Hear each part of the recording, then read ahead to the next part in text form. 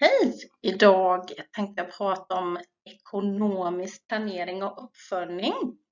Det är kapitel 12 i boken E3000, Företagsekonomi 1. Jag tänkte börja första bilden med bild nummer 1 som heter ekonomisk planering och uppföljning, och det är lite schematisk bild över vad vi har jobbat med och vad vi kommer jobba med då.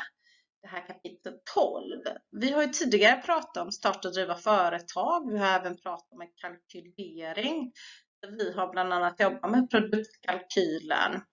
Och det är ju en viss förutsättning att man har en färdig produktkalkyl för att kunna fortsätta med budgetering och finansiering. Så att det blir budgetering och finansiering som är blåmarkerat, så vi kommer att gå igenom här.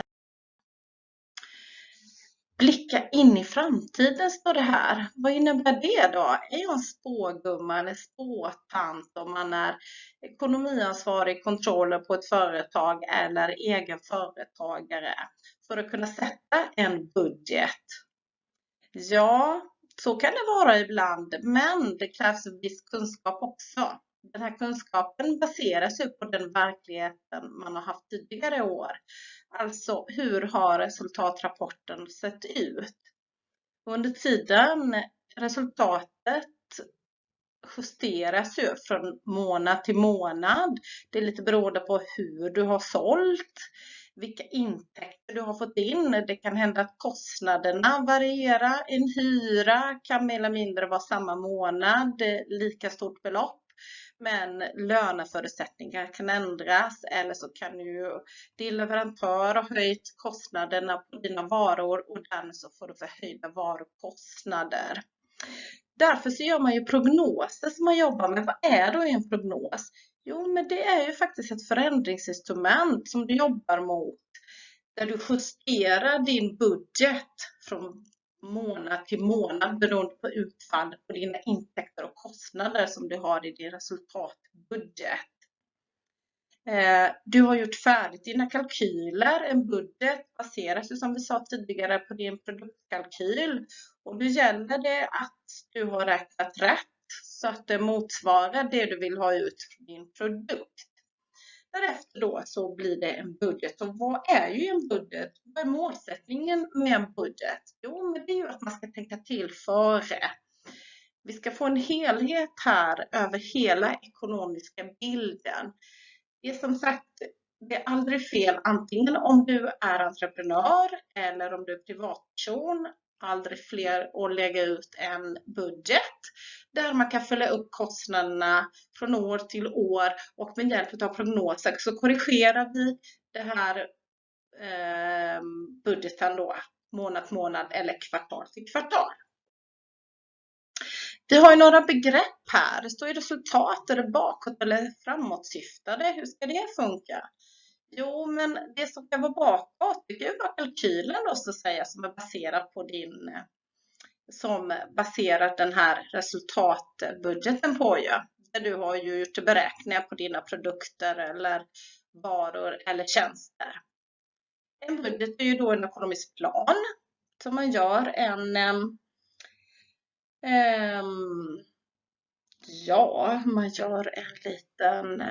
man spånar lite framåt ju, för hur det här ekonomiska utfallet kommer att bli i ett företag. Resultatrapport har du ditt verkliga utfall. Det är det som verkligen är i verkligheten. Det innebär att budgeten, det är förhoppning hur vi vill ha det framöver.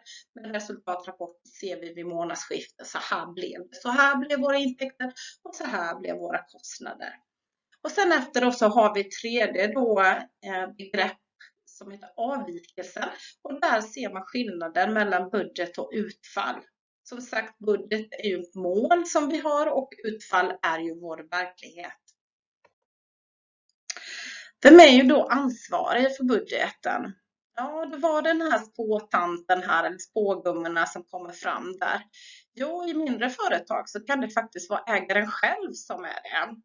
Det är ju inte alltid man har råd att ha en ekonomiansvarig eller kontroll på företaget. Större företag har ju oftast olika avdelningar där du bland annat har ekonomiavdelningar, personal som också kallas HR. och så vidare, så vidare. Och där har ju oftast ekonomichefen eller en controller det ansvaret för budgeten.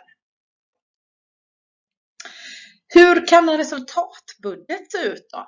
Jo, då har jag gjort en liten mall här som är baserad på en kalkyl som jag har gjort i Excel. Jag väljer oftast att jobba med Excel. Jag tycker det är enkelt, det är struktur och det är lätt att följa. Och då har jag valt att lägga in intäkter där med rött, där vi har en försäljning på i mitt företag, står det där Kristinas AB, på 9,6 miljoner.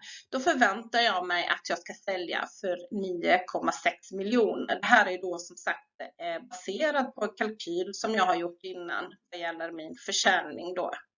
Kostnader, ja där kommer jag på min minuspost, så kommer jag givetvis att ha några kostnader, för det har ju alla.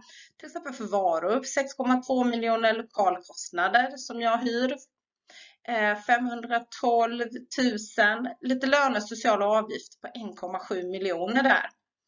Värdeminskningar får jag ta med, räntekostnader om jag har lånat bank och övriga kostnader som satt på en post på 240 000. Det här innebär att det blir en sammanlagd summakostnad på 8,9 miljoner. Så att då kan vi enkelt räkna ut att om jag säljer varor eller tjänster för 9,6 miljoner så har jag summa intäkter på 9,6 och jag har summa kostnader på 8,9 miljoner. Det innebär att 9,6 minus 8,9 det skulle ge mig en vinst, ett resultat på 600 kronor. Så den här resultatbudgeten sätter jag upp och vad blir det då? Jo, så här blev ju faktiskt utfallet. Alltså så här blev verkligheten. Jag hade ju som sagt räknat med att jag skulle sälja, som ni ser i budgeten, en försäljning på 8 miljoner. Men utfallet, alltså verkligheten, blev det så att jag faktiskt bara sålde för 7,6 miljoner. Det innebär att jag har fått en avvikelse på 400 000 och det är ju negativt. Alltså det här har påverkat mina intäkter, här har påverkat min försäljning, mitt resultatbudget negativt då. Kostnaderna då, hur blev de? Jo, varorna till exempel hade jag satt upp en budget på 4,5 och utfallet blev 4,6. Det innebär att varukostnaden på min kostnadssida blev 100 000 mer än vad jag hade budgeterat. Och så vidare och så vidare och så vidare. Därefter så blev summa kostnader. Hade jag budgeterat för 7,2 miljoner, alltså förväntad kostnad. Men utfallet, verkligheten, blev så här att jag hade högre kostnad än budgeterat på med 140 000 extra. Vanligtvis så skulle min budget ha blivit intäkter på 8 minus kostnader på 7 och 2. Då skulle jag haft ett positivt resultat på 790 000. Men nu så innebär det att min försäljning hade minskat med 400 000, så alltså minskade försäljningsintäkter. Och vad blev det mer? Varukostnader blev 100 000 mer än vad jag hade budgeterat. Och ni ser även lönekostnaderna blev 1,9 istället för 1,8, så 100 000 extra vad jag hade budgeterat. Så det innebär att försäljningstappet och de förhöjda kostnaderna som jag inte hade budgeterat har relaterat till att jag får resultat på 250 000. Alltså 540 000 mindre än budgeterat. Så blev mitt verkliga utfall. Så funkar det i verkligheten, tänker jag. Man har ju en resultatbudget som man baserar på produktkalkyl och prognos och som man justerar. Men verkligheten ser ju inte alltid ut som man vill. Ibland så kan ju som sagt försäljningseffekter alltså påverkas utifrån faktorerna, att folk inte köper lika mycket som jag hade budgeterat, bidrar med att jag får försäljningstapp. Och därefter så blir det så att då får man kanske revidera den här då, resultatbudgeten då och göra prognoser. Det är ju det en prognos är, ett förändringsinstrument som företaget kan använda för att justera sin verksamhet för att nå till det målet man har tänkt sig. Och då har vi lite slutsats här. Vad innebär en budgetavvikelse? Jo, hur påverkar det resultatet? Har jag gjort en liten tabell här och så påverkar på resultaten om intäkterna.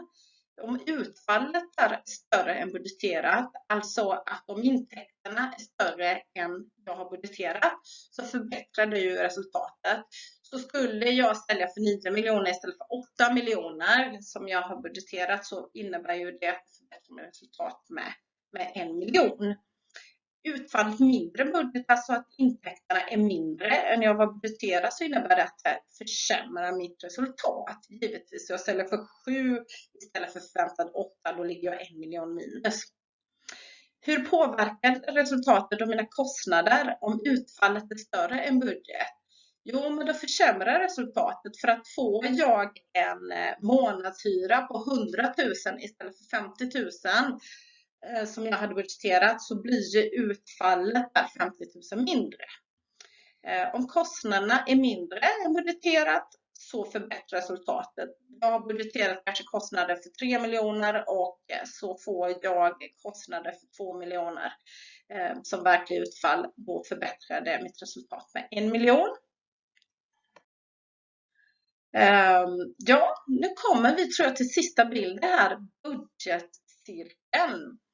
Och jag tänker målsättningen ju med den här kursen ju var ju att man skulle få en förförståelse och bättre kunna reflektera över de faktorer som ligger bakom intäkter och kostnader och reflektera hur budgeteringsprocessen hänger ihop. Vi började ju lite med en prognos, alltså det innebär hur hade man tänkt sig för att nå ett förändringsinstrument som företag kan använda för att nå till sina mål eller överträffa målen. Budgeten byggs på den kalkylen man har byggt, så att det verkligen sätter överensstämmer, så att kalkylen ska vara så nära verkligheten som möjligt på din produkt eller din vara eller tjänst. Därefter så sätter du budget. Och den ska ju vara så verklighetstrogen som möjligt då, i och med att den bygger på både prognosen och kalkylen. Det är väldigt viktigt då att man tänker efter före. Hur blev då utfallet? Det har vi också pratat om. Hur hänger det ihop?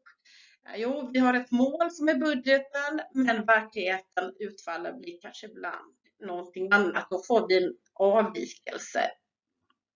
Och det analyserar vi, det är det, den här avvikelsen vi har analyserat.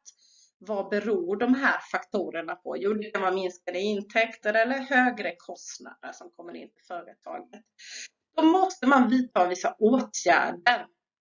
Och det gör man ju i sin prognos. Man justerar den här budgeten för att det ska stämma så väl överens med de målen och syften som vi har inom företaget. Då var det här kapitel 12. Det var allt jag hade för den här genomgången. Då kommer jag att se fram emot kapitel 13. Lycka till med ett arbete!